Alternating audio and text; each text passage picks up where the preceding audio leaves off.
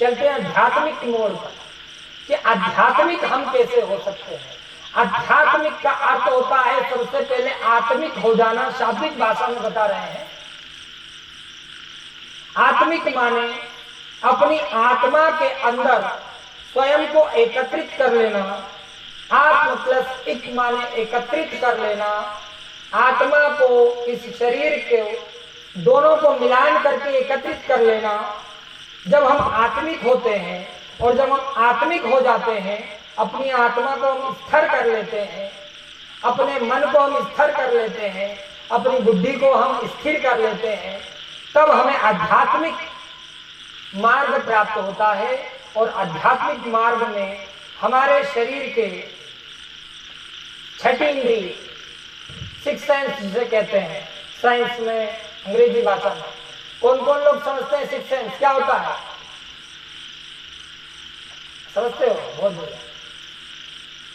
छठी इंद्रिय एक्टिव होने लगती है और शक्ति कहीं और नहीं है, ज्ञान कहीं और नहीं है, ऊर्जा कहीं और नहीं है, वह सब हमारे भीतर विद्यमान है। हमें मात्र स्वयं को शांत करके, अपने चित्त को एकत्रित करके उस ऊर्जा को महसूस करना है, उस शक्ति को जानना है, तब स्वतः ही वह शक्ति आपके सामने स्पष्ट हो जाएगी। अब लोग कहते हैं हमने काल भैरव जागृत कर लिया। अच्छा, तुमने ही जगा दिए, इतने दिन से सो रहे थे तकिए पे सर लेकर के, बहुत बढ़िया। कोई कहता हमने पाताल भैरवी जागृत कर दिया, तुम ही ने कर दी। अच्छा हुआ कर दी, नहीं तो वो सोती ही रहती जमीन में। वो माँ भगवत माँ भैरवी सोती ही रहती, तुमने उसको जागृत कर दिया, बहुत अच्छा कार्य किया है। आपको तो 1 लाख तोपों की सलामी देनी चाहिए। जागृत मतलब आप कर रहे हो, मतलब वो जागृत। अरे हम कहते हैं कि समझदार लोगों, वह सब शक्तियां तो पहले से ही जागृत है, तभी तो संसार चल रहा है। वो जागृत नहीं होती तो समय पर सूर्य निकलना, समय पर चंद्र निकलना, समय पर अस्त हो जाना, धरती में बीज डालना, वृक्ष बन जाना, वृक्ष में फल आना, और मनुष्य से मनुष्य की उत्पत्ति हो जाना, हर समय अधीन होकर के वर्षा होना, गर्मी होना, ठंड होना, ये क्या है? ये शक्ति जागृत है तभी तो संसार चल रहा है। और आप कह रहे हो हमने जागृत कर दिया, हमने पानी डाल डाल के देवताओं को जगा दिया। आपने खूब पानी डाल डाल करके अपने मोड़ को एक्टिव कर दिया और आप किसी पर डिपेंड हो गए, किसी पर आधारित हो गए।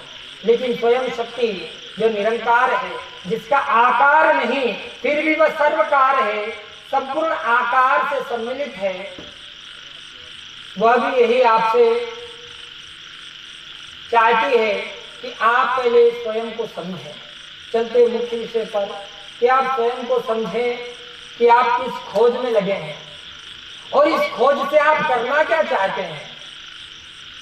इस खोज का फल क्या होगा, और जो भी फल होगा उस फल को आप खाएंगे या कोई और खा जाएगा। होता है ना कि माँ बाप पूरा जीवन खूब धन कमाते हैं, लास्ट में बुढ़े हो जाते हैं, पता चलता है मर जाते हैं, और वो धन बच्चे जो बर्बाद कर देते हैं।